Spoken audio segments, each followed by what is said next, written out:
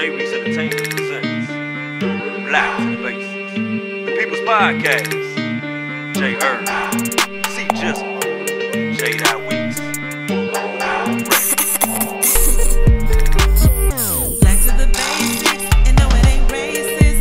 Talking about what we're hated, getting underrated, thinking that we're uneducated. Back to the basics, 3 kings, 3 rings, that are talking about real life things, real life things. Oh, new, sports news, black love, silver love, you choose. Back to the basics. Like I was saying, if black people just stick together, there's nothing that we can't accomplish.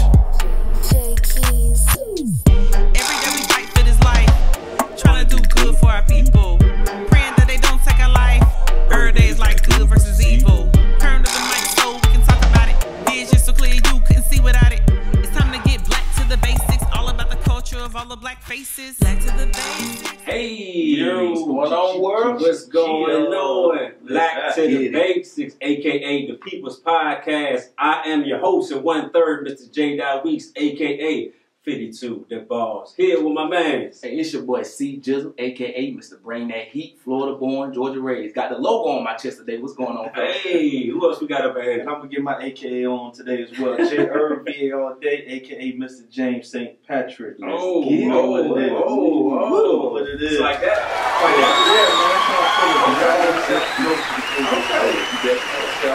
You feeling good today, huh? Yeah, I feel good every day, man. How's everything going for you, man? You straight? Everything's straight, man. What about you? Just good? Everything is everything. Okay. I still don't see no gummy worms up there. What, episode 5, 6? All I'm saying, people, That's going to be the consistent thing until we get them gummy worms. if someone pays you in something, you should repay it in the same currency they give you. That's all I'm saying. You would agree, right? That's all I'm saying. Now, as long as you get your cheese back, that's all that matters, right? No, that's not. It's not the same.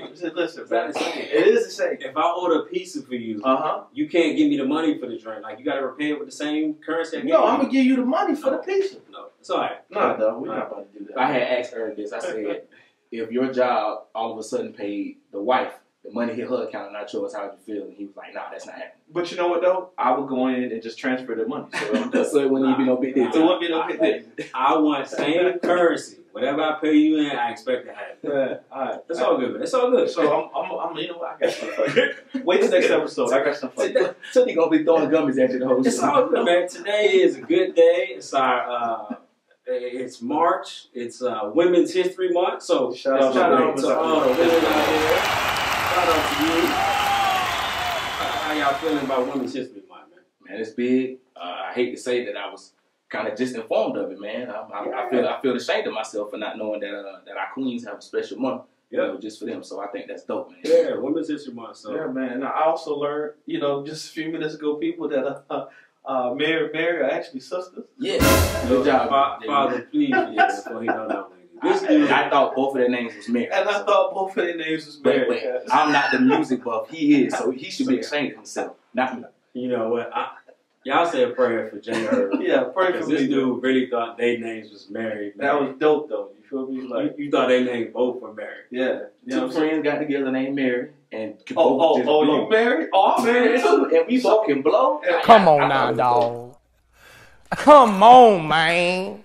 I thought it was I'm sorry, Mary, y'all. I hope y'all get back together. Kids, pay attention. This is what happens when you stay on the computer all day and you don't go outside. You got to interact with people. Don't do drugs. That's what happens when you stay on the computers and iPads all day. That's what happens. You got to interact and go with people. I understand. But It's okay. It's a fun fact. It's all good. It's all good. Today is going to be a great day. Before we start any show, we can't do anything without first educating our people. And we got to look to my man C Jizzle to give us that black fact of the day. I gave you 5. Let's go. I gave you 5. And I got some 5 for y'all too. Okay, I got some 5 for y'all too. So, just it's Women's History Month, so this is something that's gonna be dedicated to that. Okay. Have you gentlemen ever heard of a Betsy Coleman? Because I didn't. I ain't learned this in school. Okay. Betsy Coleman, she was born January 26, 1892, and sadly she passed away April 30, 1926. She was an early American civil aviator. She was the first woman of African American descent and also Native American descent. So she got a little mix between both to hold a pilot's license. She earned her pilot's license on June 15, 1921, and was the first black person to earn an international pilot's license. That's First black man or woman, which is huge. Oh, wow. And to kind of go into it, give a little history on her, she was born to a family of sharecroppers in Texas. Coleman went into the cotton fields at a young age while also studying in a small segregated school. She went on to attend one term of college at Langston University. Shout out to Langston. She developed an early interest in flying, but African Americans, Native Americans, and especially women had no flight training opportunities in the U.S. None. So she saved up some money, obtained scholarships to go to France to flight Wow. school. She then became a high-profile pilot in notoriously dangerous air shows in the United States. So she was one of the people who do the air shows and everything like that, right? So her stage name at that point became Queen Bess or Brave Bessie. So they gave her a nice, cool nickname. And she had hoped one of her dreams was to actually start a school for African Americans to learn how to fly. Unfortunately, that didn't happen because she died in a plane crash in 1926 while testing a new aircraft. So they actually respected her enough to let her test different aircraft, different things like that. Her pioneering role was an inspiration to early pilots, in the African American and the Native American community. So shout out to Bessie. Shout out.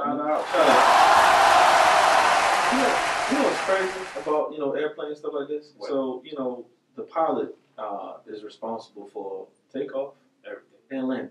Everything. That's it. In the air, like it's the computer. Yeah. But I was told, and any pilots that listen to the show, keep me honest, but I was told that they do have to log so many hours where they actually fly the plane.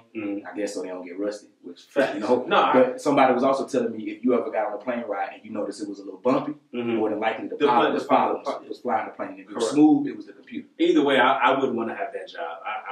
I'm good. I'm straight. Because They be chilling. You know what I'm saying? Man, you fly everywhere. No. Yeah, but I wouldn't want to be responsible. I don't. Oh, yeah, responsible okay, for so soldiers and everything. you know when you sit in the exit row, you have to be responsible. Yeah, for I was something like, no, y'all. No. So the first time I flew, I'm like, oh, I got extra legs, bro. I'm good. And they was like, are you going to be able to help? I'm like, oh, no. Just take me out. Exactly. Are you giving me some money back on my ticket? In a panic situation, I don't do good. Like it's every man for himself. I'm sorry. Well, I know who not to sit next to. Yes. No, if something pop off, I can't do what. Even like when Eve was pregnant with King, like I was, you good? You straight? Like, But so if she wasn't, then what?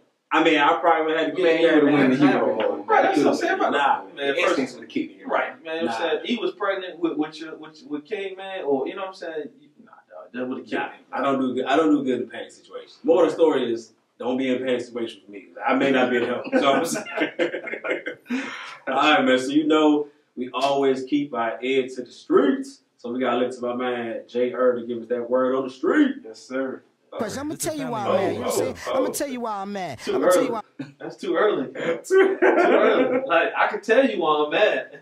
He always mad about something. It's always a good time to tell why he's mad at her. I can tell you why I'm mad, but AKA James Satan Cat. Get that word on the street, dog. Thank you, man. My word on the street going on. Let me get you right. Hold on. Let me get you right. 4, 3, 2. You know what I'm saying?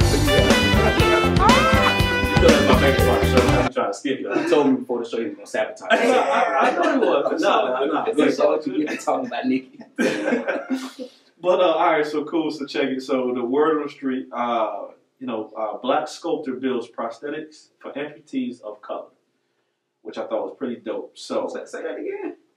So a black sculptor builds prosthetic limbs for amputees for people of color. So you know how that movie Happy Gilmore. Remember my man's head? Yes. Chubbs. Yes. Chubbs. So that's kind of how they used to have our prosthetic limbs. So, they were crazy. yeah. So I just think fell off and he was trying to put Nigerian John Amanum, I may have pronounced his name wrong, but 32-year-old former movie special effects expert and sculptor, has used his extensive experience and knowledge to create hyper-realistic prosthetic ears, nose, fingers, toes, and legs. It was actually inspired because he had a relative that was an amputee, and the stuff they gave him, it wasn't, it just looked. And then It looked off. So what happens is, when people that have, amputees and, prosthetic limbs, if they kind of feel uncomfortable because like you can Yeah, kind because of I mean, it becomes like a sore thumb. Like people kind of looking, staring at them like, right. You know how people do. Right. So this gentleman actually took the time out Wow. to design something for people that way they can actually feel comfortable. Because they're people, and those are some of the most strongest people on the planet. Like when I fractured my ankle many years ago, you know what I'm saying? You take certain things for granted. Now, I can walk today, but imagine getting into something and not being able to walk or use your arm, use your legs. Like, the average person is going to break down. But those people are very, very strong, man. So that's good. And they not trying to just be like, well, I lost a limb, like whatever. I think I seen a video with somebody. It was a young girl. I think she was doing like gymnastics, but she didn't have like legs on like that. Mm-hmm. So that's like the young cat that I saw. He had one leg. He's still playing basketball. Did you see the one-legged kid who was doing the high jump? Yeah. I thought that was like, man, now that was dope. So, talk about determination. Now y'all did hear a random wow from me, but that's because I went onto the website and I saw the some of the stuff that he's doing, his work. This dude is serious because it looks like he's literally holding a baby's hand and a baby foot and like a real foot. That's how good it is. It's fire. Yeah, check that out, man. Shout out to that brother. Shout out to that brother. My next one, so this is actually kind of near and dear to my heart as well. So, black NASCAR driver is the first African American NASCAR driver that was diagnosed with autism. Okay, so despite only being 19 years old, Amani Williams is already making history. Before he's even old enough to drink, Williams is already a professional race car driver. Not only that, but he's officially the first NASCAR driver that has autism. Wow. So he was he's 19? 19. Oh, 19. And the reason why that is, near and dear to me. So I have a cousin that has autism. Okay. But you wouldn't know it unless you kind of pay attention. But my point is that like they are extraordinary people. Yes. Like, I'm saying? My cousin, Lil Gary, shout out Lil Gary, I love you to death. He's an excellent swimmer. He can draw. He does anything anybody can do. You know what I'm saying? So I think a lot of times people look at, I wouldn't even call them special needs because they're people, but they kind of look down like, well, you can't do this, you can't do that. No, they're breaking down barriers and they're normal people. So man, even my nephew as well. My wife's nephew, I guess my nephew too, has autism, but same thing. If you look at him, you will tell he function. And one of the coolest cats, like with him, you feed him, get out the way, he's good. You feed him, and he's straight. But just really smart. I know when I first met him, he wasn't speaking as well, not really talking. And now, I mean, he's talking. I think he got a cell phone now. I said, if he hang out with you for a few minutes, he's gonna definitely be talking, man. Shout out to this kid. So shout out to Johnny and his mom, Leia. Definitely shout out to y'all. So, my nephew's the same. I have a nephew that went through Tristan, I love you. That went through some stuff and presented some challenges when he was really, really young. Yeah. My sister has done wonders with Tristan, and he's functions and everything like that. The normal kid, man, he laughs and it's just glad, happy to see that, man. So of course, because I mean, you don't want to be treated different. No, absolutely. So go ahead, shout them out again. Yeah, shout out Caitlin. I love you, little sis, and my nephew Tristan. You know what I'm saying? So yeah, absolutely. So yeah, that's what I want to give some love to Mr. Williams' parents because to get where he's at and to be officially a NASCAR driver, like they had to have a lot of support. Yes, and it's great to see that they allowed this young man to not only follow his dream but to live it out. Like sheer determination. I just think it's dope, and he has a very, very strong last name. Ain't nothing Williams man can't do. Your last name was? Come on, baby. Come on, baby. That's what we talking about right now. Cleophas Williams. Get out of here. Cleophas Bartholomew. Jerome Jacob Bob up here. Jacob Bob. Bartholomew Williams. What did Jay do? It's so good, man. But I did have something that was special too that I wanted to highlight on since we're talking about, this is Women's History Month. And our episode is going to deal with women, particularly Black women. So I found this dope website. It's called DearBlackWomenProject.com. And what this is daily affirmations. So your wife can go on there, my wife E, your wife, any woman can go on there, particularly Black women, you can go on there and just type in whatever you want to affirm for that day. You know, hey, you're beautiful, you're intelligent. I'm going to have a great day. You can post whatever, and it's like stories, kind of like an Instagram type thing. You can post on there, you can share. They do link ups where you can actually come out, and it's just a networking of women, and it's just really something positive to keep them going, because women deal with many more issues than we do. Correct. And a lot of times they may feel like, well, I'm the only one that's experiencing that. So be able to have an open forum where you can share and be real. It's dope. But the website is dearblackwomenproject.com. So literally you can go on there. You can even sign up for text alerts, so you'll get daily affirmations. And the more you affirm to something, the more likely you're going to achieve that for it. So, yes. So shout out to dope website too. Yeah. I like Appreciate the Black Fact and the word on the street. My pleasure, my pleasure. And today's episode is very, very special to not only me, I'll say the fellas as well. Absolutely. Today's episode, we're titling Dear Black Women. This is kind of our open letter, open dialogue, just to kind of share on our thoughts when it comes to black women. And I'm going to lean on my man, C. Jizzle, to start us off. So when you just think about black women, what's the first thing that comes to mind to you, man? Well, when I think about black women, I will say the first thought that comes to my mind is Superwoman. It's because of my mom, and then just to kind of carry it on my wife. Yep. But just some words that stick out to me is like elegance, kindness, composure, courage, confidence, deliberate, intelligent, humble, honest, and loving. Just everything that makes you good. That's what I think when I hear black woman. Nice. What about you, J.R.? Pamela Tate Pressing. That's simple. That's simple. That's simple. Easy. Everything that I look for, in like as far as like my wife, right? Of course, my mom gave the blessing, right? You know what I'm saying? But the things I saw in my wife is things that I saw my mom do for us. You know what I'm saying? I watch how my wife is with our kids, and just how that mother, like, just nothing. When it comes to the kids, even against me, she'll fight me because they're kids. Okay, I'm kids. Right. You know what I'm saying? So just the sacrifice and just everything. That's the first thing that comes to mind.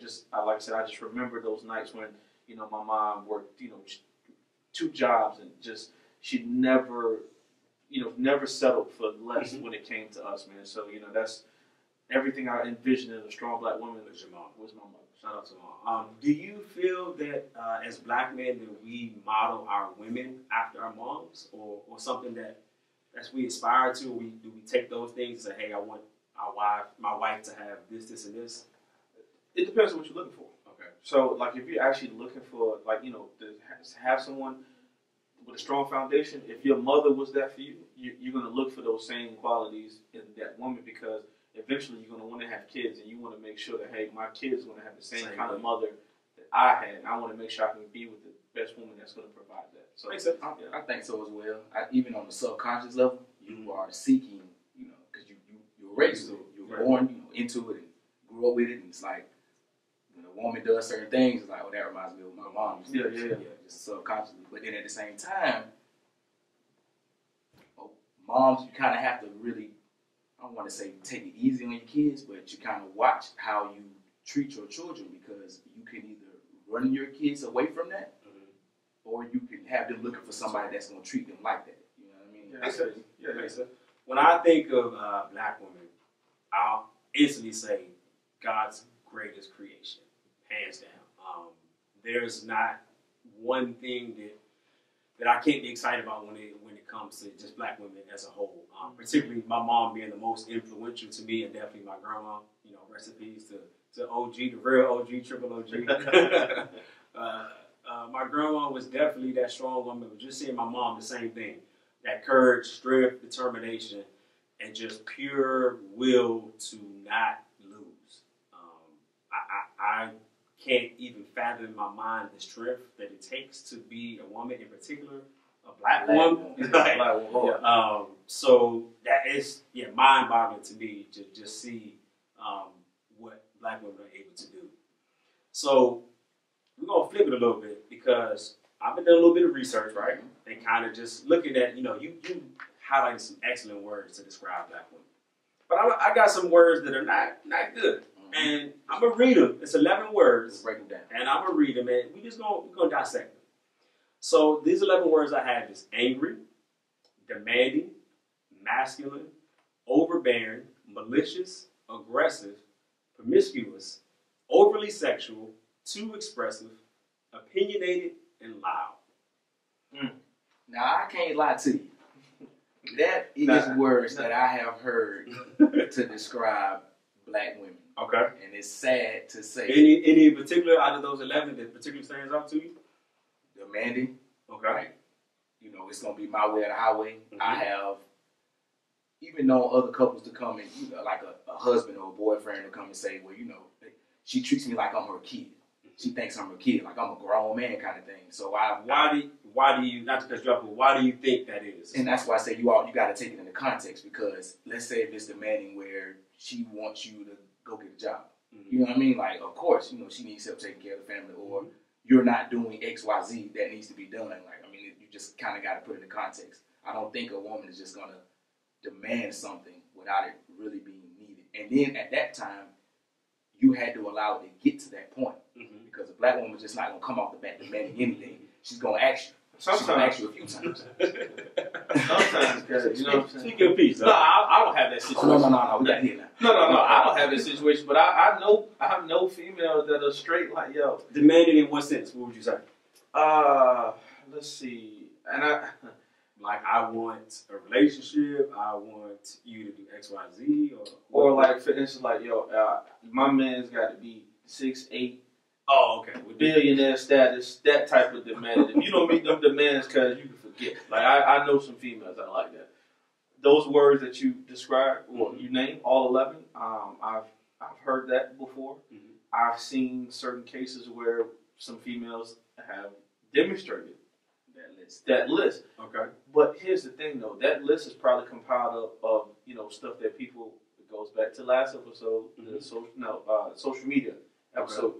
It's what the media, what they're portraying out there. It's the loud, outgoing, the aggressive, and stuff like that. Where all black women are not like that, man. That list should be posted when the Housewives of Atlanta come on, or Basketball Wives, whatever they call them these days.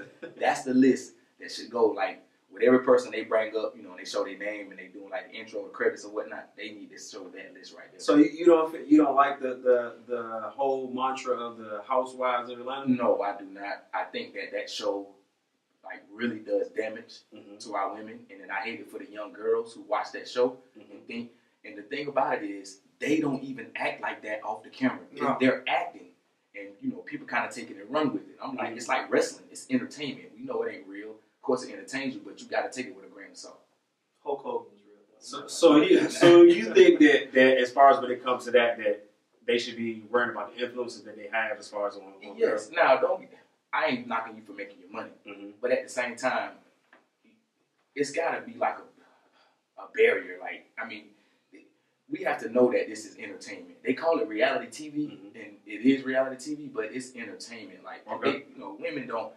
You know your wife to have beef, and I'm air quoting beef with another woman, and it's not like how they do it on Housewives. Like, she's not gonna pull up at a restaurant and just start fighting. So that does not happen in real. He gangster though. If it came down to it, but that's not see, she might pull up at your house. You know what I'm saying? Catch you while you coming through the door, kind of thing. But so I can agree on small parts of that. One thing that I guess that bothers me when I hear girls are looking at that same responsibility doesn't fall on men. Yeah, but men can fall into that same exact category. No, I agree. Same exact category. But whenever it comes to, if we have a show that, any show that's the same context, no one give the fellas the nod like, hey, it's young black men looking at you, it's young boys. It automatically is shifted to the women like, it's young girls looking at y'all. Y'all got to be responsible for it. Why do you think it's like that it's separated, where it's a complete difference? Because if I do something, no one is like, hey, Jay, you got these young teens, but if your wife goes out and does something crazy, like, yo, you got these young girls looking up to you. Why do you think there's that difference? Because I think women are held to a higher standard when it comes to being a role model. Where for me, I don't see, I think everything is equal. Like, prime example, if a female goes out and she goes and sleeps with 5 guys, right? Mm-hmm. She's automatically looked at as being, he's a role, right? Whatever. Mm-hmm. A guy can go out and do the same thing. Mm-hmm. You'll play a play, right? But to me, I don't see a difference. Like, it shouldn't be a decision. You know what I'm saying? Because if it's nasty for a female to be out there doing that, I'm just giving it a beat. No, I'm saying I'm agreeing, but I just don't get why we don't share that same responsibility. Like, it's automatically like, which show would you compare to? Like, what would be like the man version of Housewives? You can take any one of the tattoo shows, the Black Ink one. It's the same concept. I mean, you see C's, you see Ted, you see Walt, you see all of them fighting. But we don't say, hey, man, fellas, man, we got to do better. It's just kind of like, yo, you see C's do blah, blah, blah. So I guess I don't understand that aspect when we look at it that way. Now, I can agree there's some things on Housewives like, okay, sometimes it is too much, and it does paint us in a negative light. But I also feel like if we're going to take away something that people deem as entertaining, you have to be able to replace it with something. Yeah, that's true, too. So that falls on us to like, okay, well, let's create something that's going to be positive. Because if you take like shows like in the 90s, there was a lot of black shows. Yes, so you had a lot of options. Yes. So now, by our options being so narrow, it's kind of like, well, I'm just going to watch this because, I mean, I know it's fake, but it's entertaining for it. So sometimes you're going to have to push that grain and be like, you know what? I know this ain't really the path that everybody's going, but let me try to go over here and create something for it. So I agree on that sense. But here's the thing, though. That's not the attractive look, though. Like, you know what I'm saying? Right. What you're saying is, agreed. It's not attractive. Like, okay, I want to go do something positive, right? Right. People don't get behind positive stuff like that like they should. Not as fast. True. Like, for instance, right? I'm going to take our podcast because, we can talk about, everything, positivity. Right. And there's people out there like, I don't like the way you do that. Or whatever situation is. So it's like, you have to, one, if you're going to create that lane, stay in that lane and stay true to that lane. Correct. You know what I'm saying? No, regardless of what the Housewives are doing, I'm going to still do this. People just give up. Like, I'm pretty sure there's been attempts to do positive stuff, but then they don't have the backing because it's not boosting the rating. Yeah. So all you have is the, let them fight. You know what I'm saying? Yeah, so because that's what boosts the ratings, man. So yeah, I mean, we can't just give up though, And I think we need to do more of just kind of pushing that envelope, like, hey. Like you said, if we're going to use the podcast, like, we're going to continue to push through. It's going to continue to move. Absolutely. But you have to be able to fight that fight and say, hey, man, I know this is what everyone is expecting it or expecting to see or want to hear, but we still got to push through. Right. Everyone serves a purpose in one way or the other. So I guess taking it to my next part of it, I would say, do you feel, and I'm going to lean on you first, do you feel that black women have been overlooked? Tremendously. Black women. Break it down. So, a black woman not only has to deal with the racism that comes with being black, which we all know about, but then also she's also a woman, which is I know it's not, but they're almost like second-class citizens. So you're getting the worst of both, and then you're expected to be able to navigate through that and hold yourself with composure and not display those 11 different words that you read off. And for the women who do it, the majority of the women who do it, they don't get enough credit. They truly don't. And I just think that if you really sit back and think about what a black woman has to go through on a daily basis, yes, and for them to do it and look the way they do when they do it, and just that class, they just don't get enough credit, bro. They just don't. Well, let me start off by saying this. It's hard being a black woman. It's hard being black, period. Yes. You know what I'm saying? So women face certain adversities that we don't face as black men and vice versa. It is, I would say it's definitely more difficult from a woman's standpoint because once she has to hold herself to a certain standard, right? From the outside view. Because if she displays anything that's not womanly, then it's looked at in a negative light, which I don't think that's fair. And women are women are one of the like I said, just the like you said, God's gift to the earth, like everything. I'm sorry, you got it. Anybody that can bring another life, just the women period, but the black woman, you can bring another human being into this earth. we can't do that. You know what I'm saying? It do start with the man. It Shout out to the ladies though. Y'all do all the hard work. You can have Don't it. come for me. Don't come. You can have it, ladies. I don't. Right. I don't. That's not something I want to be like. Oh, nah, I wish I could know. Not at all. But look at them in the workplace though. They get paid. Black women get paid less. Yeah, very much so. Any And of them. Black men, I'm glad you said that. Because that brings us about, I feel like black women have to dim their light. If you look at like a corporate job, right? Mm-hmm. You have a black woman that's in a higher position. You can have the same idea, and y'all could be presenting something, and she has to kind of dial herself back to make sure that you shine for it. And it's always like an afterthought. Yes. And if she disagrees or she says something, oh, she's angry. Yeah. She's loud. Like, why she's opinionated. Yes. And I look at it like, if you think about women, but black women in particular that we're talking about, there's so many things that they had to go through. They've always been kind of looked at as second. You can go back to slavery. It's like, not only are they taking care of their family, other families on top of it, right? We don't even want to get into that. You know what I'm saying? But it's just like, you've had to deal with all of that. So, granted, people have the opinions with 11 words that I said, but don't you feel like some of those things are warranted for that? That's why I said it depends on the context, man. Like, right. If I know that I wouldn't be the same calm, cool, collective guy if I had to deal with like what my wife had to deal with on a daily basis. I mean, when me and my wife, we were just dating, and she had her spot, I had my spot, and sometimes she would sleep at my house, I would sleep at hers. But I remember like just seeing her getting dressed and just worried about different things. I'm like, oh my gosh, you gotta worry about like how you looking? We supposed to leave 2 hours ago. Yeah, I'm like, oh my gosh. But yeah, I agree with that. However, it's your job or the man's job. I know we're gonna get into that a little later. If you reassure your wife, right? You know what I'm saying? Like, hey, baby, you're beautiful. Mm-hmm. You know what I'm saying? It doesn't matter. Then you see a difference. So I'm pretty sure now. Okay. Well, what you do then when you tell her she's beautiful and she said, "Oh well," you were supposed to say that because you're my husband. Well, I mean that doesn't happen. You know what I'm saying? That's not how it is. I don't have an answer for you. I was gonna say, well, let's say if just go ahead. If it was me, if my wife. I'm not saying that my wife doesn't, but let's just say if my wife, what would you all say? Like, how would you? Because this, multiple women out there, I can't be the only one. Right. Yeah. So what would you say? So if you give it a compliment and then it's like what you're supposed to. Honestly, I've always been someone to try to show more actions. Mm-hmm. So I try to do more things. Okay. I might try to take my wife out. I may just try to, I might start dancing with her in the kitchen. Yes. I might start helping her cook. Yes. I might start doing small things because I know for me, I'm more of a physical touch person. Yeah, I'm not like you. I would be the same way. If my wife was like, "I love you," I'd be like, "How? How do you know? Yes. How do you know?"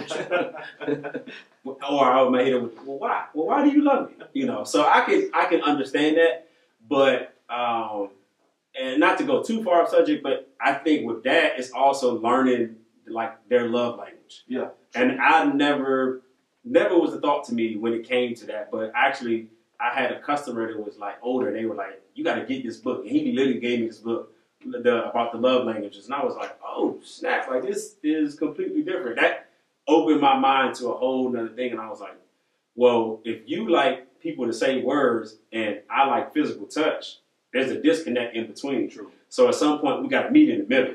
So just learning those things, but definitely with that, I mean, you got to. Yeah, you got to find the different things. That was a great answer though, because I can hold my wife for, let's say, a 2-3 minute hug, just hold her, not saying a word. Good. She takes that much better than if I say, "Girl, you the baddest thing on the planet." You know what I mean? So yeah, that was a great. She's just trying to make sure she don't overlook it. Exactly. I know you see it everywhere in the world, but just make sure you bring it back here. But just to get back into it, but like I definitely feel like they're overlooked, like without a question for it. Now comes us. Do you feel us as black men, have we protected our queens, or have we just kind of left them hanging? And I really would say it depends on the context. On the context. Okay. Like I break it down for in the workplace. Okay. My supervisor, well, I actually got like a director in Tucson. They listen to this podcast. They do, but what I'm saying is these are 3 strong black women. They do their things a different way. There are just hate to see that a lot of people don't get behind them like they should. Okay. And it's like you're looking at them different. You know, like to me, I work harder. When I have not to say that I don't work hard, not to say that I don't do my job, but when I have when I report when I report to a black supervisor, in particular a black woman, like I'm going to give you 110% every day because I want you to look good, I want you to shine. But everybody doesn't have that mindset. It's like, oh well, you know, she just said that, you know, because she want me to do extra work. She just did this because of that. It's like, and I think also there's a perception that, you know, when a black woman is in a leadership position, she's like overcompensating for something. Yes. Like if she's stern about her business, like, oh, she must ain't got no man. Or you know, she had to do something to get there. Like she just couldn't get there alone. So let me ask you a question. Where you work at? Is there a lot of what's the male to female ratio? It's about 80% female and 20% male. Wow. Yeah. So that brings me to another point. Yes. So what I've learned kind of in the workplace, and we could take it from like even the presidential election, right? Women sometimes have a hard time supporting other women, not necessarily us. Okay.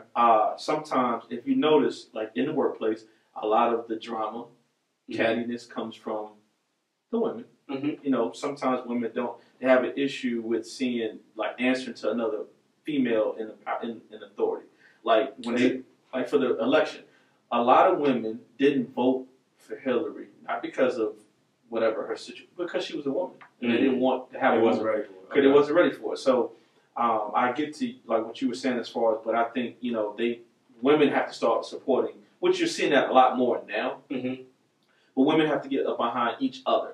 Is that kind of like how when you women, like being in high school, remember you had like teenagers and they were like, well, I don't really associate with girls. I'm more kick. I hear that all the time. Right. This ain't even high school. You talking about grown women will say that exact thing. Like, I don't rock with females. I just remember always hearing that. Like, I get better along. I get along with dudes better than females. Right. And then when you do hear that as a guy, it's like, it's kind of like really? You know, it almost make you, I don't want to say think of them in a negative light, but it's like, man, if y'all can't even get along, how can I get along with you? So have we protected our queens? No. We haven't. No. Why do you say that? Because we, you know, and I'm speaking for men in general. I'm not talking about myself, but from a man's point of view, we have not protected our women like we're supposed to. Okay. As far as like the stuff that they have to deal with, you know what I'm saying? We are quick to downplay our women. We don't really uplift them like they should be uplifted. Like, for instance, right? Like I'm gonna use what's the chick's name? Kim Kardashian, right? Okay.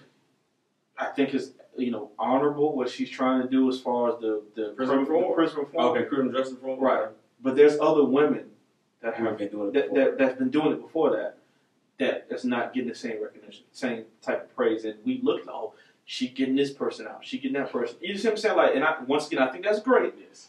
But we're not telling you to stop. Right. But you know, we're not supporting like our women don't feel secure from the black male race. They just, I mean, even from like, you know, like I know it's just entertainment, but even from like the music, you know what I'm saying? We're, you know, yeah, I mean, you know, like I said, I was listening to, I ain't gonna say this, I was listening to some music today.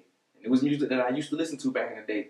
And they hear the language, like I literally had to change the song, and I was like, this used to be something that I couldn't stop. It would be on repeat, and I couldn't even get through halfway the song, and I'm like, it just, oh my God, just to hear them degrade, you know, a black woman like that, it just, it made me mad, really, and that should have made me mad years ago. Yeah, man, you got to teach your sons. But you learn as you go. But the good thing is that you understand it now. It's like, you know what, let me make sure. And all of us have daughters, so absolutely, I'm sure that that's definitely something that you're talking to your daughter about. You're talking to your daughter about. And I'm definitely talking to my daughter about when it comes to that. But I can definitely agree that we don't really protect our queens.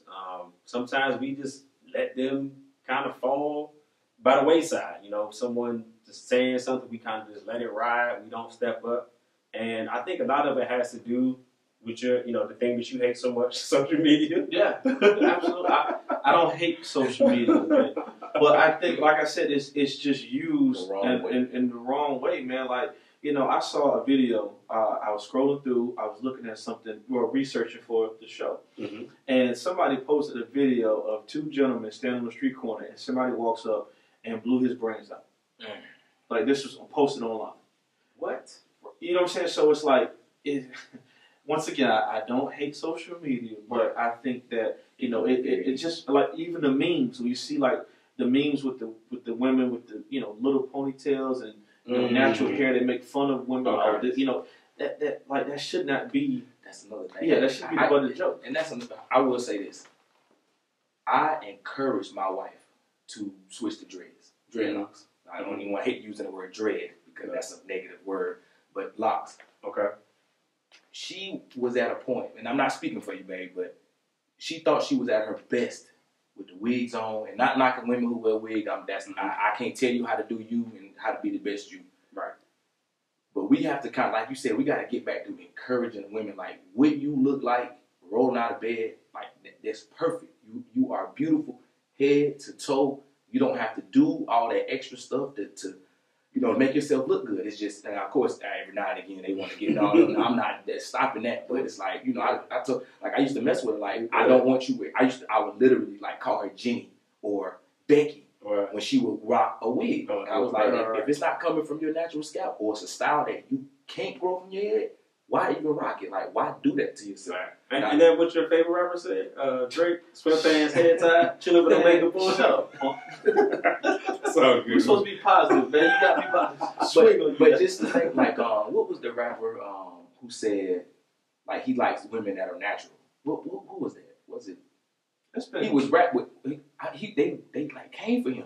Like, black women came for him, was like, oh, don't tell us how to look, don't tell us. And he like, I was saying I like y'all natural. Like, I don't need all the fakeness. I like the I just thought it was mind-boggling to me. It was mind-boggling. It just, like, once again, it just goes back to that cookie cutter kind of, this is what it's supposed to be. Like, the standard. Yeah, okay. I gotta go to, you know, overseas to get my breast done, my butt done, all that. But that falls back on us because it's like, okay, well, if we are idolizing other women from other races that look like that, naturally a black woman's like, okay, well, that's what they like. I'm going to try to imitate the best way I can, which that should not be the message. Like, and that's why I said so we not making them feel that they're enough. No, you're absolutely right. Correct. That is correct. I think that the more we support the natural woman, or just I'm not even going to use that word. Just a female for who she is.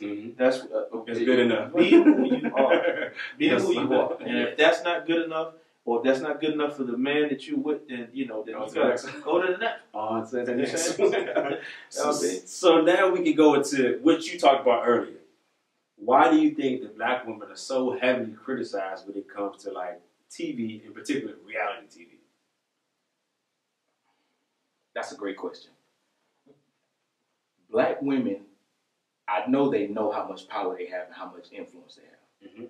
I don't think they get enough credit for it. When a black woman, even in the workplace, raises her voice, gets passionate about something, they look at her sideways. It's like, you're an angry black woman. To see that is what's being pushed in the media and pushed on TV as, like, this is just a normal black person. That's like really, really hurting us. I'm just if I don't watch the Tattoo Show. If I did, I wouldn't watch it. I personally don't like stuff like that. I don't even like my wife, even though that's one of her favorite shows. That's why I like to call her the housewife. And every time, and then even when she kind of like, you know, I kind of see it starting to come out of, I'm like, all right, this ain't TV housewife. You know, this is not it. Right. I think that we're allowing it. We give it power. If we stop tuning in, you stop watching it, or they start getting the negative comments like, this is not how it should be, blah, blah, blah. I think that they get the negative ones, so maybe they get the negative ones all the time. I hear that a lot of times. I do feel like they are heavily criticized. Some of it isn't warranted, but there has been, you know, women that have succeeded in those shows. So I would take Love and Hip Hop was a show, right? The two people that I think of, Cardi B and K. Michelle. Both of them were smart enough to understand, like, I'm just not going to be on this show just to be crazy fighting with people. Exactly. Cardi B look where she's at now. Yes. She started off on the show, got her teeth fixed, got the bag, you know, got the dude. Now she, you know, career is taking off. Yes. K. Michelle, she's what, 3 or 4 albums in for it. So I think it can be good, but like you said, if you're only being celebrated for fighting with someone, Exactly. it's going to give you kind of a misconception. Like, But that's kind of that shouldn't be the lane that you have to take to boost your career. Like, you see what I'm saying? Like, Well, I'm saying, but why not though? Like, if you have an opportunity to be on the show, right? And they say, hey, I'm gonna put you on this reality TV show, and it's a chance for you to get more exposure. Why can't you use that opportunity to springboard that? so you can use it to get exposure, but here's the thing: you're pushing that message, that narrative. It's just like what I said before a couple weeks ago. It's like with the Colin Kaepernick situation. Mm-hmm. You know what I'm saying? Like if we as a people stand up and say, hey, we're not going for this no more, Mhm. the masses will change. Other lanes will open up if you just, that ain't the route that you need to take. So I'm not knocking I'm not knocking Cardi B and K. Michelle for Mhm. great opportunity. Hey, they were smart enough to take it and use it. However, that's going to create the cycle of now the next female coming behind it. I got to do that. That's the only way that I can be successful. Well, I mean, that's with anything. Anytime someone makes it successful, we try to duplicate that same thing. When people were going to record labels and say, hey, I'm gonna drop off my demo, the next person heard that, they try to do the same thing. Everyone's success is not gonna be the same.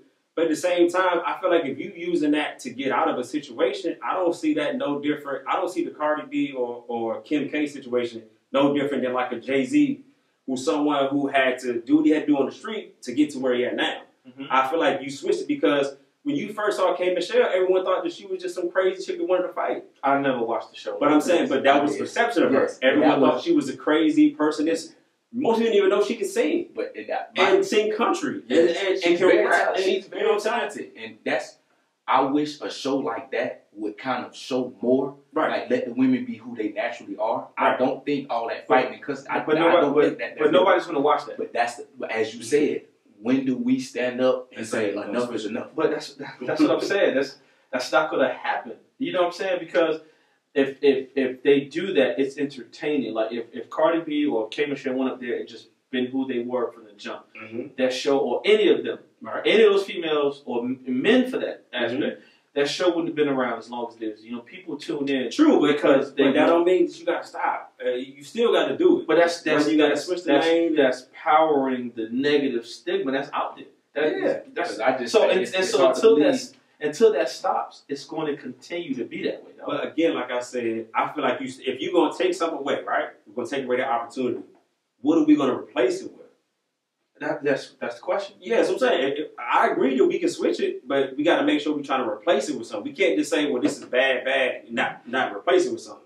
No, I feel you what you're saying. Yeah, But I'm not a TV exec or producer, so I personally can't tell you. But I know, if my son came home with a woman that's portrayed on the Housewives of Atlanta, and not to knock those women because I know off camera you all are queens and beautiful. I know all that. Shout out to Carrie Bears. But I would look at my son crazy, like, bro, why? Like, what do you want? I even asked my wife that when she's watching that. I'm like, what if Junior brings that home? A woman that acts like that. What would you think? And then, she was like, I wouldn't want that. And I'm like, well, why are you watching it? Like, what's... Because it's entertainment. It's stuff for people to talk about on Facebook. Oh, you saw this. Once again, going back to social media. That's all it is. That's all it is. It's entertainment. It's just, I say it's WWE. No, but a lot of people don't look at it. Like, we know, of course, when you're a kid, you don't know better. Correct. But as you get older, you realize wrestling is fake.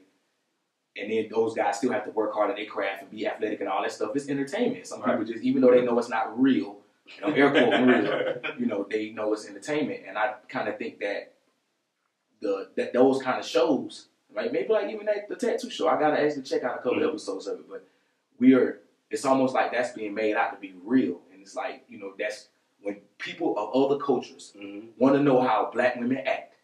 Black women, they tune into the Housewives of Atlanta. And they put all of y'all in that category. Right. So when you do go to work and you do try to show passion and energy, their mind's going straight back to the housewives, like you getting ready to fight because you can't have a civil conversation. You don't just pull up on people. Like that's what I'm saying. We can't give that kind of stuff our energy. Not to say we can't make it real because it's entertainment. Now, along that same lines of TV and reality, do you feel that the media pushes to pit women against each other? Yes. Facts. Yes.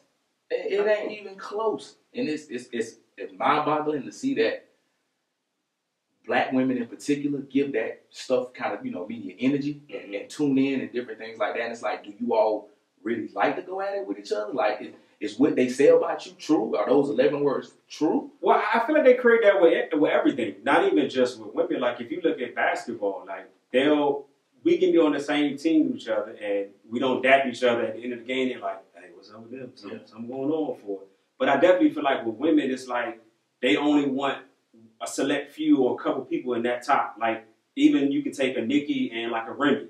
It was like they automatically, and even with Cardi, like every time it came to like a woman having some success, they had to be compared to this person. But what do you think about this? And it was automatically kind of like pitting them against each other. Would you agree with that? Yeah, I do. So like for instance, right, it goes back to competition. Like you can't have two people in the same room, in the same doing the same thing, and claim that they're the best or something. So like if for instance, like Nicki Minaj, right, when she came out and said, I'm the best female artist out, you know what I'm saying, right now. So naturally you're inviting That smoke. You are. And then the media is gonna say, hey, well Nicki said this, right? So because we gotta sell a story. So they're gonna push that. So you see what I'm saying? So I see it from your angle, but I also see it like if you making comments like that, or like you know what I'm saying, you're inviting. True. You're inviting competition. So I would bring up a conversation so this was a conversation that JD, Jermaine Dupri, when he was asked about, there was talk about rappers like Megan Thee Stallion, stripper music, and everything. Right. He said stripper music. How do you feel about those comments? Bro, if you hear it, and I know Herb, the music buff, and I know he can go into it a little deeper than I can, but when I hear the lyrics that come off these queens' tongue, right? I'm just sitting there like, are you serious? And it's selling. Like, right? I would lose it if my daughter was talking like that. I don't care if she's 35, 45. I would absolutely lose it. Okay. And it's like, so let's flip it. Can your son talk like that? No. I almost got out of myself. So apologize. No, that's just not. I can't speak for the masses. I'm agreeing. It's in my home. But I just go back to the same thing. Like, okay, he called that stripper music. Mm-hmm. Why didn't he say the same thing about Future or Migos or Blueface or any of these people? I'm gonna be honest with you. We know that you don't like to acknowledge anybody that came out after '99. So facts. But what I'm saying is, why is he saying that? Oh, why would he say something like, "Oh, that's his stripper music"? Whatever. That was a headline. To be honest, he probably don't feel that way. Right. Yeah, that was a headline. Once again, that's gonna say you use it. Yeah, what's the last thing JD has? When you said JD and then you said Jermaine Dupri, I started saying who? No. I take Jermaine Dupri he's an excellent talent. Yeah. Go down as a legend. He definitely is a legend. Right. But what has he done recently other than that? I think it was the show they had with the kids. Growing Up Hip Hop. That's Growing Up Hip Hop, right? Oh no, not Growing Up. No, it's Rap Game. Yeah, Rap Game. Right. That's a great show. Shout out to Flage. I just posted a video on my Facebook. She has definitely. But shout out to Flage. No, I got you. But it was attention grab. He probably feel that way. I feel like nobody should be put in a box like trap music or strip music. Like at the end of the day, it's all music. You know what I'm saying? I just feel like if we gave the guys that energy, that's all I'm saying. I'm just making it fair. I'm just saying, like, I agree. Even if that's how you felt, I feel like you gotta get the same energy to the fellas. You know what I'm saying? I do. Okay, so because the artists you just named, the Blueface, all that be classified as strip club music. That's what it is to me. I personally put it in the same. I'm gonna be honest with you. That don't get no spins in my car. We know nothing past 1999 get any spin. He got NWA rotation right. He still got the foldable disc joint. Put all your CDs in. Not in my car, but I still have one. Whatever. So now let me ask you this: all of us, we're fathers, in particular, fathers to beautiful daughters. Shout out to my baby girl Lola. Love you. Has your perspective when it comes to women and just women in media or just women in whole changed since you've had a daughter? And I'll start with you, CJ. Not since I've had a daughter. Okay. I was young when my daughter was born. Since I've grown and started to really appreciate myself, start to appreciate our culture, and start to realize how great our people are, yes, it has definitely changed since then. And I talk to my daughter all the time about not letting I'm not saying you cannot be entertained by it, but just you got to know what's real and what's not. And you got to make your own mind up and don't let anybody stop you from doing what you want to do. JR? Making sure that, my daughters understand, how a man is supposed to treat a woman. So, I always make sure, even like I said this before, but even if me and my wife are having an argument, I don't try to raise my voice. I don't try to do any of that stuff in front of my daughters to make sure that they understand this is not acceptable for, a man to treat you that way. So I try to lead by example with my wife. But my daughter made me grow up. You know what I mean? So like kids forces you to do that. Yeah, but I mean, as far as like, just it made me realize who I was prior to having a family. I wasn't always perfect. You know what I mean? So it's kind of like, I had to sit back and think to myself, would I allow my daughter to date a man like me? And if I couldn't answer yes, and if I couldn't answer that question yes, then I needed to change myself so that way I could say, yeah, I would love for my daughter to bring home a man like me. So they forced me to grow up. I agree. For me, shout out to my baby girl again. Love you, Lola. All men lie except your dad. But oh, you lie. He made that lie to you. He lied. But my dear daughter definitely changed my perspective on women. And just how I perceive women, because I instantly started to think, well, I gotta have a daughter now. So I have to think, on one aspect, I have to think different as far as how I treat women, how I view women. Because, when you're younger, you focus on everything, physical attributes when it comes to women. Yes. And as you get older, it's like, I remember thinking to myself, when I think I was about 24, 25, and I was like, you would see somebody, they'd be attractive, and you'd be like, well, they had this, they would be like perfect, And then I started thinking like, who am I? Yeah, what? I'm sure she didn't get dressed. I was like, you know what? I'm gonna see Week today. I'm gonna make sure, And I started thinking like, who am I to even be qualified to say something like that? And who's the thing she would even think that I'm attractive or anything like that? And so with my daughter, I started to understand like, she's gonna get older, she's gonna grow up, and she's gonna have a perspective. And I've always been a firm believer that, when it comes to guys, the dad is going to shape it for their daughters. Absolutely. They're going to go look for their father. How you treat them is how they learn love, affection, everything. So with my daughter, she's very affectionate with me. Oh, let me touch your beard. She wants to hug me all the time. And I'm very accepting of that because you don't want them searching for it. So definitely for me, when I had my daughter, it was like an instant switch to me. It was like, oh, no, I can't do this. I can't be out here, wilding, doing this and that. I got to make sure that I'm being an example. To your point, make sure that she can never say, well, my dad was out here wilding and, Right. I saw him doing what was right. Now, I ask you this, and you too, Irv, the day that you became a father. Yes. Has your perspective changed today? On parenting? Like parenting, like how you look at women, in particular black women? Yes.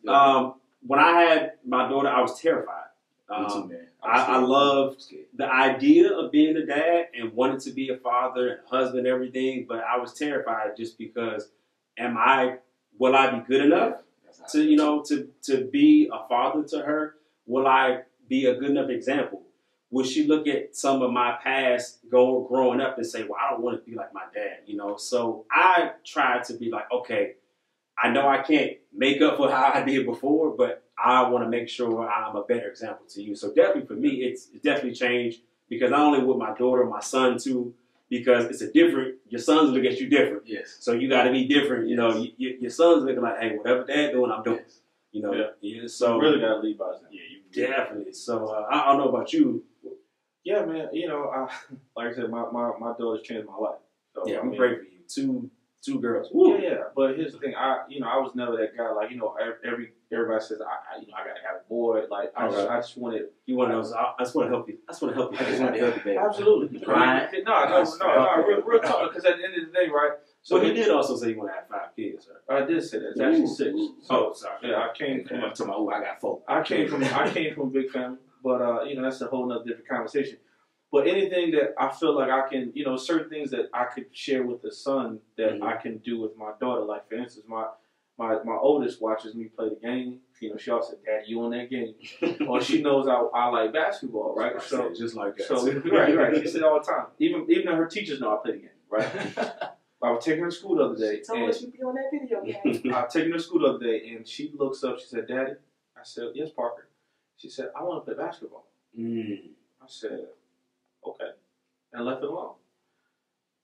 Later that day, or 2 days later, she told my wife, "Hey, I want to play basketball." Like she says it again, then I'm gonna let her. I'm gonna teach her how to hoop. So my wife asked her again yesterday. She's like, "Yes, I told Daddy 2 weeks ago." So I think she wants to play basketball because she understands that, hey, Daddy loves basketball, and I want to do something that is important. And I'm not forcing basketball on. Like I said, if anybody knows Parker, she is girly girl, gymnastics, cheerleader, you name it, nails and all that. Yes. When she said that, I'm like, okay, cool. So I can share that with my daughter. Not necessarily saying I can't have that with a son, but it's still I can share that with my daughter. So. Yeah, it's a special feeling when your daughter tell you she wants to play. Like this is Lola's 3rd or 4th season playing basketball, and I remember her telling me the same thing at like 4, like, "Yeah, I want to play basketball." And she even took a year off to do like ballet, and then now she's doing ballet, dance, and also playing basketball. So I love kids in sports in general, just because I think sports teaches discipline. I know for me, that was one of the things that kept me straight. Like, oh, you messing up at school, you can't play your game. Nope, I will beat your games today because I'm playing this game. I know my daughter's into video games. She loves video games, but she will watch football with me. She is a big Gators fan because I'm a Gators fan. So she can sit down and watch a whole game and she'll hoop and holler. And when I'm sad, she'll right along with me, but she's not playing any sports. But she has other talents like, she plays the violin, she sings, different things like that. I think at one point the clarinet as well. So she's very, very talented. She did, okay. Yeah, and I make sure I nurture what she does well and what she wants to do. Because like you said, man, you can't force her to do.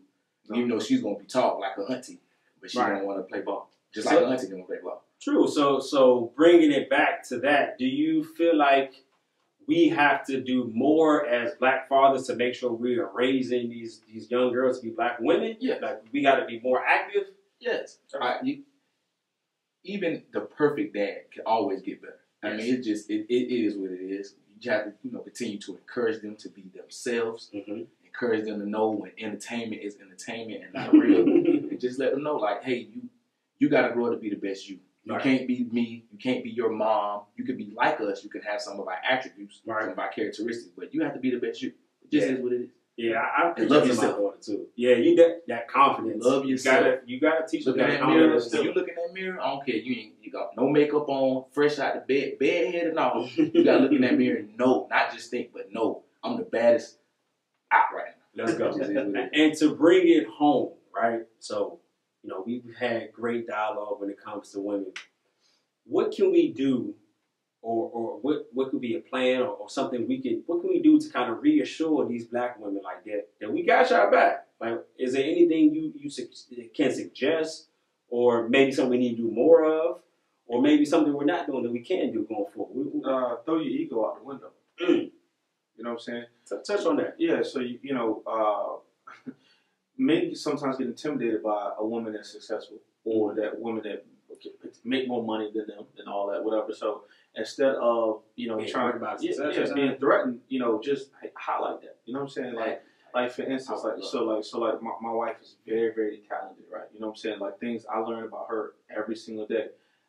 And the things that she does that she's capable of doing and stuff that she has in the works. If I wasn't the man that I am, that type of stuff I would probably feel threatened. Like, well, what can I bring to? You know what I'm saying? But get your ego out the way and just realize, hey, we need to put our women on the same, quote unquote pedestal as sometimes that we put other women of other races on. Like, hey, it's nothing wrong with loving, loving your own, loving all women, but you have to make, you have to make the ladies feel like, important. So. I know you're gonna drop some gems on it. Well, I'm actually gonna steal your thunder, man. And you taught me something today. What's that? We have to make sure that we give, when a man does something and a woman does something and it's similar, we got to make sure that we give that same energy to both. Like just like you said, the tattoo show. If Housewives of Atlanta, we consider that entertainment, like we bash it and say, well, you got to take this stuff out there. Right. We got to have that same energy for the music that the women are coming out with, for the guys that be basically speaking the same language. Mm-hmm. We were, we're praising this guy over here, Right. but then we're looking at the female and like, oh, I mean, what's wrong with you? We got to make sure that we give that same energy and kind of just show like, hey, we're gonna hold you all to the same standard that we hold ourselves to. It just is what it is. I agree. It just is what it is. That's deep. And for me, I just say, dear black woman, black girl, you are strong enough. You're beautiful. You're intelligent. You're strong. You alone are enough. No matter what it looks like, feel like, no matter what type of guy you are associated with, your job, your situation, You are enough. you are enough. Yes. And I think we, to your point, we don't highlight, to bring to women, we don't celebrate them enough to make them feel assured, because sometimes when we see a woman in a high position, you kind of feel threatened by that. Mm-hmm. And I know even for myself, when me and my wife got together, there was points when we first got married, my wife made way more money than me. And I was fine with that. Baby, you can make more money. Listen, Retire me. Bro, listen, Retire me. I've said all the time. My wife ever came home like, yo, I just got a job. You get And listen, and it's going to pay X, Y, and Z. We moving. Okay. Right. Look. And so that was our situation early when we first got married. Fast forward 3 years after that, I was able to take care of my wife for years where she didn't have to work at all. Just because I knew it was much more important to invest that into our kid, to the children, because I knew it's already hard enough when a woman has a kid. And then now you have to go to a job Be a mom, be a wife. and they look about, well, she ain't got the snapback. She ain't got the body she used to have. Her butt ain't as big as it was. It's like all these things, all these stigmas they have to go through on a regular basis. You know what? I'll take all that.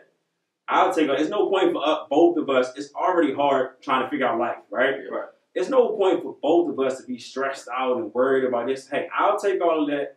You go ahead and do what you need to do. But as a man, it's our job to be that quote Correct. cheerleader to your Correct. wife. You have to. You have to be. And I would even go as far as to say, most black men, if you talk to them, they adore their mothers. Yes. I absolutely adore. Yes. You have to, the same way you adored your mom, you should be using that same energy to have your wife adore you. Yes. Like you have to make like how your mom used to make you feel like you was the best ever, and you could do, everything you did. You bring home a little ugly drawing, she telling you how gorgeous, oh, it's so nice, blah, blah, blah. Yes. You know what I mean? Like we have to make sure that we get that same energy to our wives. I say it all the time. When Pop said we got a name and our game from a woman. Yeah. My mom gave me all my game, told me, and my mom gave me the confidence. Being someone, my mother was dark skinned and having the struggle she had with being a darker complexion. You had the colorism going on. Her understanding, like, I'm not going to allow my kids to have to go through those same things. She gave it to my sisters and myself young. Like, you're handsome, you're smart, you're intelligent. Like, she would never allow us to, how kids, you go back and forth like this. My mom didn't allow, like, we couldn't really talk trash about each other. Yeah, we used to have the Joan in it. We used to have the Joan at night in the room, like, quiet. We was just joking, but my mama didn't play. Yeah, I was going to say, man, which was crazy. The one word you could not get away with saying in my house, I couldn't call my sister dumb. She couldn't call me dumb. Like when if you wanted my mama to act a fool on you, that was the D word, dumb. Right. And not even to this day when somebody says dumb, if we joking like, oh, but that's dumb. But somebody calls you dumb, like that's worse than the N word. That's worse than any word you can do. Like, it's crazy. Right. But yeah, we have to make sure we let them know, like, what you're doing is enough. That's all I have to say about it. Is there anything left on the table? You good, everybody? I know my man Jay Herb has something special, so we're gonna let him close out this part. before we get to before we get to my favorite part of the show. Come on, close us out, James. Go ahead and close us. I want to read a poem by author, and I'll disclose her name after it's over. It's called "What If a Black Girl Knew." Okay. What if a black girl knew that her price was far above rubies, that the pressure she feels to be perfect should be treasured because the finest diamonds were made under extreme pressure? What if a black girl knew to never compare herself to a man's standards? What if a black girl knew that in a world full of Kylie Jenner lip fillers, hers are real? Do not hide them or tuck them in. Be proud of God-given gifts, because in today's world, so many things are man-made. But what if a black girl knew? What if a black girl knew that it was her strength that changed humanity in the face of adversity? It was the black girl who made 19 trips freeing over 300 slaves so that we could one day speak with the boldness and purpose. So that we no longer had to just lie there and accept things we couldn't change, but instead change things we couldn't accept. What if a black girl knew to never accept being called bitter just because you refuse to settle? What if a black girl knew that just because she is strong doesn't mean that she can't be vulnerable, and just because you're vulnerable doesn't mean you're weak? That it is okay to cry, be depressed, and feel stressed, but never give up, black girl. You must remember you're a queen. You have been bronzed in elegance and enameled in grace. That your beauty is not a shade, but a mindset. But what if a black girl knew that just like her father, her sons would be raised by black hands, and what you see in your father, you look for in a man? What if a black girl knew that history recorded her as the most sought after, that upon her head crowns would rest and at her feet other would bow? That although the man would be the head, she would be the spine who would keep his back straight, head high and feet planted, in the many fields he would have to cross, with her always by his side. That someday she'd shed 1,000 tears but still smile. She'd be broken down, betrayed, abandoned, or rejected, but even in that, she would find her courage, strength, and dignity to hold her head high and face anything thrown her way. What if a black girl knew?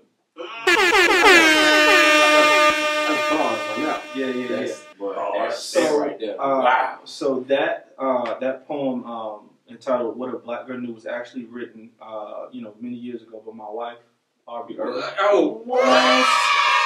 Yes. Shout out, babe. Love you, Aubrey. That was beautiful.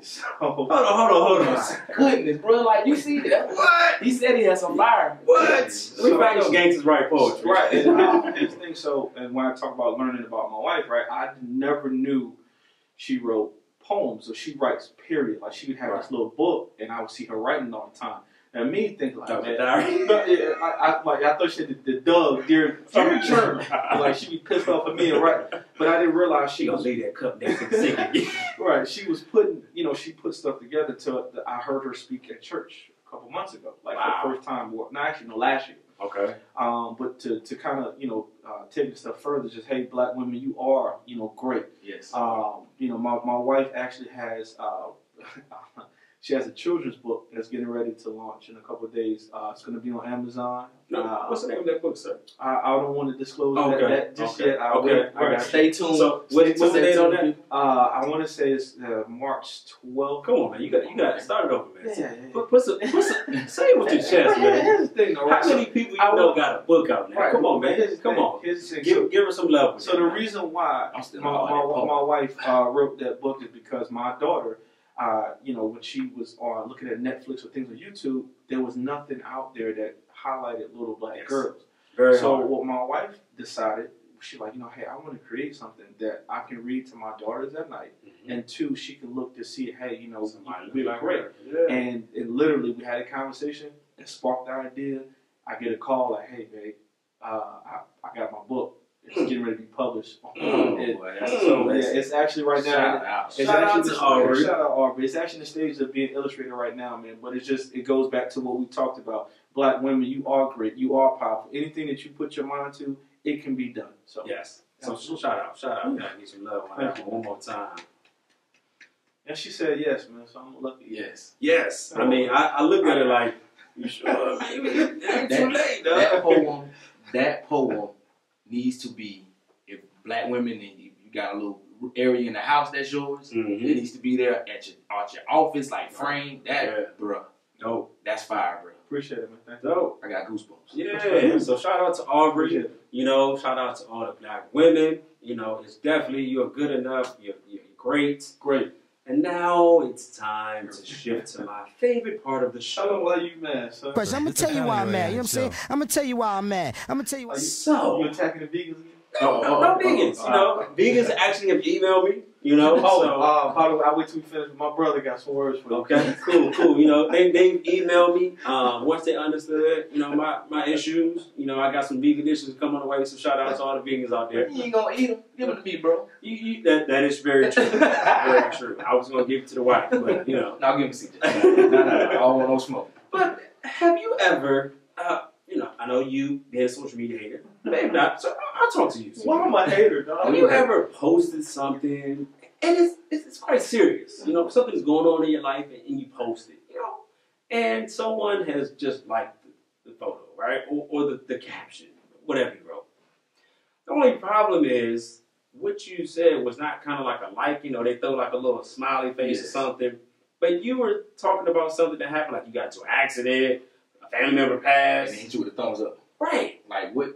It bothers me that people want, and this is going to be, there's 3 different parts to this. So that's the first part of it, right? Okay. So liking the picture, not really looking at the caption or understanding what it is, right? That's the first part. Okay.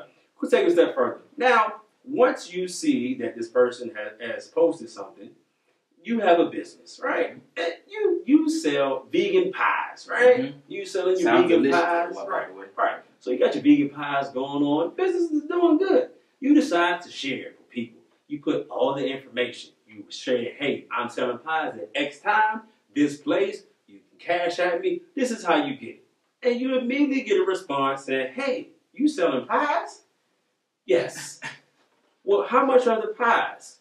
Well, okay. Well, where are you selling pies at? Well, how long? All the details are listed in the photo on the post. So it bothers me that people look at stuff and don't even read. That just is it's a natural habit, man. No, that's just lazy. No, That's lazy. I've seen people do exactly this on their phone. Yes, they like. Yes, I agree. So that's For the audio listeners, he was scrolling real fast. But what I'm saying is, reading is fundamental. It is. Okay, you definitely got to read. Make sure you're paying attention. And then the third part of that. Now, third part of that, you posted something, right? You post something, and every time you post, I do thumbs up, or I do the little OK symbol, right? I just keep doing the same emoji every photo I take or every caption. Find something else. Don't keep sending me the same thing. Maybe their keyboard is limited, though. Okay, and maybe Maybe they you got Android. I'm just letting you know now. You don't watch. Happens again, you get blocked. My block game is strong. I'm gonna make sure I do a whole bunch of Hey, thumbs if up. you send me more of 3 of the same emojis, Oh, I'm blocking. That's it. I'm telling you. Don't All right. send me the same thing. I'm definitely. Matter of That's fact, fine. That's fine. do it right now. Go ahead. You're going to get blocked. More of the story is, 1, read the caption before you hit like. You in there they talk about they about to commit suicide and you did the like instead of comment. So or I have seen it. Now, I'm in this Black Fathers group. I think that I shouted it out already. It's a great group to see this many black men across the United States and I guess across the globe that are just dedicated to their kids. It's amazing. Right. But, you know, you have people who will post, like, stuff they're going through. Right. And they get real on you. Yeah. And they'll post what they're going through, and then you will see, it may get 240 different emojis. And 90-something of them will be thumbs up. Right. Or a smile. It's like nothing that this person said warrants a thumbs up or a smile. Exactly. Bro, it's crazy. Go ahead. 2 points, right? This is why you call me social media hater all you want to, but this is what I'm talking. That's why you hate them. Nobody cares. Yeah. Nobody really cares. Nobody cares about what you're going through. You know what I'm saying? Like, I don't understand why people post videos where they crying and showing they crying. Like nobody cares. What do you want? Nobody cares. I'm be honest with you.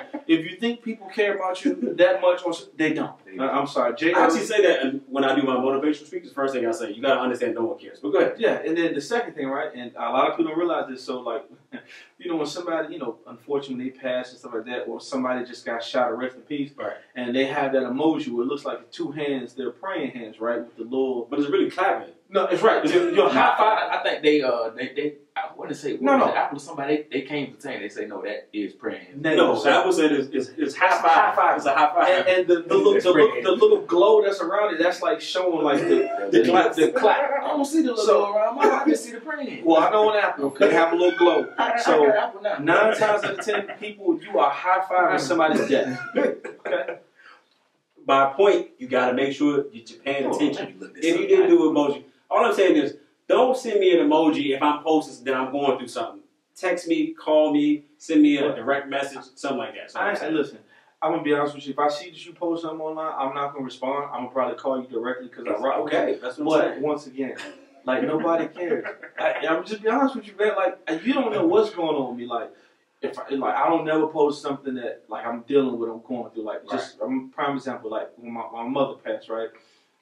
If you didn't know me or know my siblings, you would have never known because I didn't say a word. I didn't say nothing. Because you didn't want all the fake people showing their condolences. Right. And here's the thing: my phone was blowing up, X, Y, and Z, and then now, nothing. So that's why I was like, spare me that. That's why I don't put my stuff out there like that because people don't care. I want you to understand that people don't care. Listen, I agree. I was hurt for you, CJ. If you get shot, right? Hope that don't happen. Yes, I hope somebody's gonna put the praying hands for you, but it's not praying hands. They high fiving that you just got shot. I'm just be honest with you. More of the story is, don't use the same emoji.